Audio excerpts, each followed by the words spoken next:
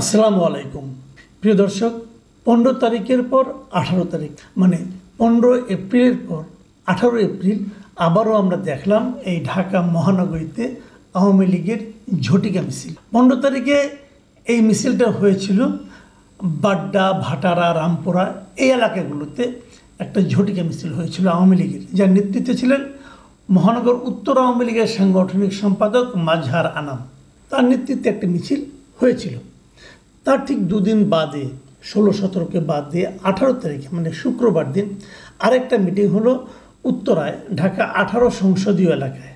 এটা একটা ঝটিকা মিছিল হয়েছিল। এই মিছিলে ছোট মিছিল, খুব বড় না, অল্প সময়ের জন্য এসেছিল, চলে গেছে। মিছিলের স্লোগানগুলি কী ছিল সেটাও একটু বলি। স্লোগানে ছিল জয় বাংলা, জয় বঙ্গবন্ধু, তারপরে শেখ হাসিনা আসবে, বাংলাদেশ হাসবে, শেখ হাসিনার ভয় নাই, রাজপথ ছাড়ি নাই, শেখ হাসিনার সরকার বারবার দরকার, তুমি কে আমি কে, বাঙালি বাঙালি, এই সমস্ত নানা ধরনের স্লোগান এই মিছিলে ছিল। এখন এই মিছিলটা হয়ে যাওয়ার পর প্রতিক্রিয়া আমরা আজকে কি দেখলাম? আজকে কয়েক ধরনের প্রতিক্রিয়া দেখলাম। একটা প্রতিক্রিয়া দেখলাম যে ওখানে কয়েকজন লোক, কয়েকজন ছাত্র, তারা একটা ব্যানার নিয়ে মিছিল করেছে। সেই ব্যানারে লেখা ছিল যে অপারেশন ডেভিল হান্টের ব্যর্থতা, আওয়ামী লীগের মিছিলে পুলিশের নিষ্ক্রিয়তার প্রতিবাদে প্রতীকী লাঠি মিছিল। সবার হাতে ছোটো ছোটো লাঠি ছিল, এরকম একটা ব্যানার ছিল। আমি এটার একাধিক ভিডিও দেখলাম, ছবি দেখলাম, আপনারা ছবিটা দেখতে পারেন। সেই ছবিতে আমি দেখলাম মোট এই 9 জন কি 10 জন লোক ছিল উপস্থিত। 9 জন কি 10 জন লোকের নিয়ে একটা মিছিল, প্রতীকী মিছিল। তারা আওয়ামী লীগের মিছিলে পুলিশের নিষ্ক্রিয়তার বিরুদ্ধে তারা প্রতিবাদ করছে। মানে এটা কিন্তু খুব একটা ইন্টারেস্টিং আমার কাছে মনে হলো পরিবর্তনটা। দেখুন, এই উত্তরায় কিন্তু আজ থেকে কয়েক মাস আগে জুলাই আগস্টে আওয়ামী লীগের শাসন, আওয়ামী লীগ সরকারের যে দুঃশাসন, তার বিরুদ্ধে সবচেয়ে উত্তাল অবস্থান ছিল এই উত্তরা। এখানেই মুগ্ধ মারা গিয়েছিলেন। তো সেই উত্তাল যে অভিযানটা ছিল, উত্তাল যে মিছিলটা ছিল, সেই মিছিলে কারা ছিল, তারা এখন কোথায় গেল? তো তারা কি আওয়ামী লীগের নিষিদ্ধ চান না? তারা কি আওয়ামী লীগের এই ঝটিকা মিছিলের বিরোধিতা করতে চান না? বিষয়টা আসলে কী দাঁড়াচ্ছে? এই জিনিসটা আমি মনে করি এই সরকারের এখন চিন্তা করা দরকার। যাদের আন্দোলনের ফলে তারা এখন সরকারে বসেছেন, এই সরকার কি সেই সাধারণ মানুষের যে প্রত্যাশা, সেই প্রত্যাশা মেটাতে পারছেন? এটা হলো সবচেয়ে গুরুত্বপূর্ণ বিষয়। সাধারণ মানুষের প্রত্যাশাটা কী ছিল? সরকারে কে হবে, কে উপদেষ্টা হবে, কে উপদেষ্টার বিশেষ সহকারী হবে, কে সংবিধান সংশোধনের জন্য কাকে বিদেশ থেকে উড়িয়ে আনা হবে, কাকে দিয়ে, এগুলি সব মানুষের প্রত্যাশা ছিল না। মানুষের প্রত্যাশা ছিল জীবনযাপন যেন সহজ হয়, উনি যেন বাজারে যে জিনিসপত্র কম দামে কিনতে পারেন, দেশে যেন অর্থনৈতিক প্রবৃদ্ধি দৃশ্যমান হয়ে ওঠে। ওনারা এইগুলো চেয়েছেন। কয়টা পেয়েছেন? এবং মানুষের সে প্রত্যাশার বিপরীতে মানুষ কি দেখেছে? আগে কারা লুটপাট করত, সেই লুটপাট কি বন্ধ হয়েছে? এখন কি লুটপাট হচ্ছে না? একটা ছেলে যে টেলিভিশনে বলেছে যে তাদের এলাকার সবচেয়ে দরিদ্র ঘরটা হলো তাদের, সেই ছেলে এখন 1.5-2 কোটি টাকা দামের গাড়ি চালায়, বিশাল অফিসে বসে। মানুষের কাছে এই পরিবর্তনগুলি কি মানুষকে আনন্দ দিচ্ছে? এবং দিচ্ছে না বলেই কিন্তু আজকে এই প্রত্যেকে লাঠি মিছিলের পেছনে এই উদ্যোক্তা 9 জন ছাড়া আর কেউ ছিল না।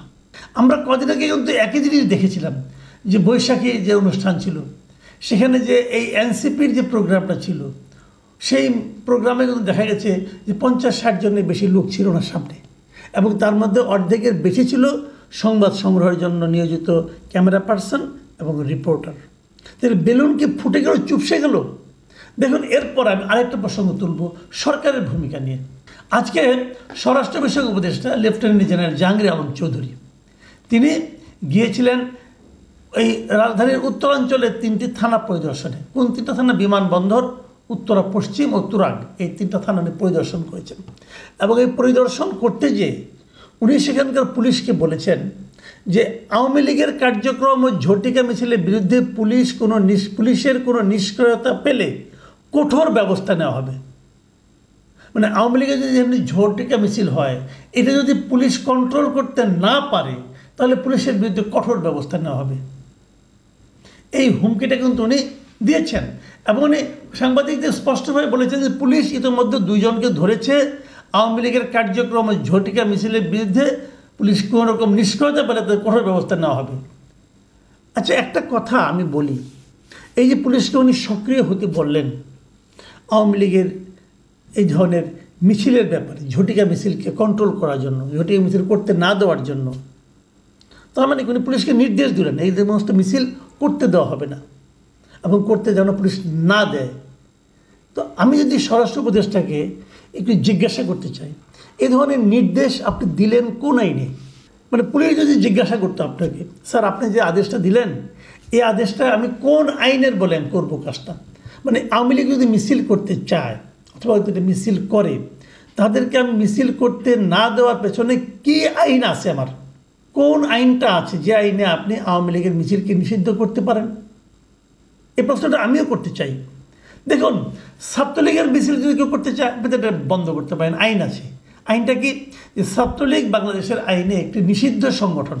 কোনো সংগঠনকে যদি নিষিদ্ধ করা হয় তারা অবশ্যই কোনো মিছিল করতে পারবে না, তারা কোনো রাজনৈতিক কর্মকাণ্ড চালাতে পারবে না, যেমনটি হিজবুত তাহরিরও পারে না। এটা যে নিয়তি না, নিয়তি কেন? এই হিজবুত তাহরিরকে কিন্তু আওয়ামী লীগরা নিষিদ্ধ করেছে, এখন তারাও নিষিদ্ধ হওয়ার মতো অবস্থায় পৌঁছেছে, নিয়তি এটা। তো যা হোক, ছাত্রলীগ যদি কোনো মিছিল করে, কোনো রাজনৈতিক কর্মকাণ্ড করে, তার ব্যাপারে যদি পুলিশ ব্যবস্থা নেয়, এটা আইনের মধ্যে পড়বে। কিন্তু আওয়ামী লীগ কিন্তু এই সরকার নিষিদ্ধ করেনি। যে সরকার আওয়ামী লীগকে নিষিদ্ধ করেনি সেই সরকারের সংশ্লিষ্ট উপদেষ্টা, মানে মন্ত্রীর মর্যাদার উপদেষ্টা, সংশ্লিষ্ট উপদেষ্টা যদি বলে তার পুলিশকে যে তাদেরকে তোমরা মিছিল করতে দেবে না, এখন যদি ওই পুলিশ তাকে প্রশ্ন করে, স্যার আপনি যে কথাটা বললেন এটা কি আইনি নির্দেশ থেকে বেআইনি আদেশ? কেন আমি আইনি এবং বেআইনের এই কথাটা তুললাম? আপনাদের একটু পিছনে নেব, আমি খুব বেশি দিন পিছনে না, এই সরকার দায়িত্বে আসার পরেই গত সেপ্টেম্বরে সম্ভবত সেপ্টেম্বরের দিকে উনি র্যাবের একটা মিটিংয়ে গিয়েছিলেন, যে সেখানে উনি বলেছিলেন ঊর্ধ্বতন কর্তৃপক্ষের বেআইনি আদেশ মানা যাবে না। এই মোহাম্মদ জাহাঙ্গীর আলম চৌধুরী উনি বলেছিলেন যে আপনার ঊর্ধ্বতন যদি আপনাদেরকে কোনো বেআইনি আদেশ করে আপনি সেটা মানবেন না, উনি বলেছিলেন।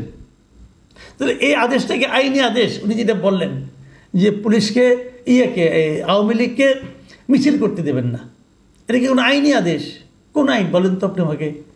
একটা বৈধ রাজনৈতিক দল সে মিছিল করবে, তার রাজনৈতিক কর্মকাণ্ড পরিচালনা করবে, এটা তার সাংবিধানিক অধিকার। আপনি এটাকে কোন আইনের বলে করতে দেবেন না? এবং আপনার এই বেআইনি আদেশ যদি পুলিশ অমান্য করে, তাহলে আপনি বলেছেন যদি আমি কোনো বেআইনি আদেশ দিই সেটা মানার দরকার নাই, এটাও তো পুলিশ তাহলে মানবে না। এখন আপনি বলবেন না আমি বলেছি মানতে হবে, কী কারণে মানতে হবে ভাই? এটা তো বেআইনি আদেশ। আবার দেখেন, উনি ওই র্যাবকে ওইবার তখন বলেছিলেন যে র্যাব সম্পর্কে বলেছিলেন যে সাধারণ মানুষের মনে বদ্ধমূল ধারণা এই যে যখন থেকে র্যাবকে রাজনৈতিক উদ্দেশ্যে ব্যবহার করা শুরু হয় তখন থেকে র্যাব গুম খুন সহ বিভিন্ন বেআইনি ও অপকর্মের সঙ্গে জড়িত হতে শুরু করে।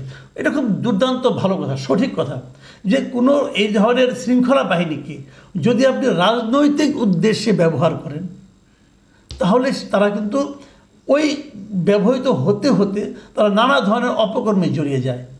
তাহলে এখানে আওয়ামী লীগকে ঝটিকা মিছিল করতে দেব না, একটা বৈধ রাজনৈতিক দল আওয়ামী লীগ, তাকে আমি মিছিল করতে দেব না, এটা বলার মাধ্যমে স্বরাষ্ট্র উপদেষ্টাকে পুলিশকে রাজনৈতিক উদ্দেশ্যে ব্যবহার করছেন না। তাহলে অনৈতিক কাজটা তো উনিই শুরু করতেছেন। দেখুন, আওয়ামী লীগ নিষিদ্ধ করা উচিত কি উচিত না, আওয়ামী লীগের মিছিল করতে দেওয়া উচিত কি উচিত না, আওয়ামী লীগ রাজনীতি দেশে করতে পারবে কি পারবে না, আওয়ামী লীগের লোকদেরকে আমরা কতটুকু ঘৃণা করব, এই সবগুলি নিয়ে কিন্তু আলোচনা চলতে পারে। আমি এই আলোচনাতে কোনো আপত্তি দেখি না, কিন্তু আমার কথা হলো যে আপনি ততটুকুই করতে পারবেন, একটা পুলিশ ততটুকুই আওয়ামী লীগের প্রতি আচরণ করতে পারবে যতটুকু তাকে আইন কভার করে। পুলিশ তো আইন শৃঙ্খলা রক্ষাকারী বাহিনী না, তারা তো বেআইনি কাজ তাদের তো করা উচিত হবে না। এখন যদি খোদ স্বরাষ্ট্র মন্ত্রণালয়ের উপদেষ্টা বলে তাকে বেআইনি কাজ করতে, তাহলে সে কী করবে? এখন আইন তো সরকারই তৈরি করে, তো আপনারা একটা আইন তৈরি করে নেন, আমার কোনো আপত্তি নাই, যদি পারেন একটা আইন তৈরি করে নেন যে আমরা আওয়ামী লীগকে নিষিদ্ধ করে দিলাম, করেন না ভাই, আমার কোনো আপত্তি নেই, একটা আইন তৈরি করেন এবং সেই আইন তৈরি করে আপনি বলেন যে এই আইন যে না মানবে তার বিরুদ্ধে আমি ব্যবস্থা নেব। তাহলে একটা এটা হবে একটা আইনি নির্দেশ। কিন্তু আপনি তো বেআইনি নির্দেশ দিচ্ছেন, যেটা আইনে নাই আপনি সেই নির্দেশ দিচ্ছেন। জাহাঙ্গীর সাহেব, আপনাকে তো আইনটা একটু বুঝতে হবে ভাই, আইনটা পড়েন।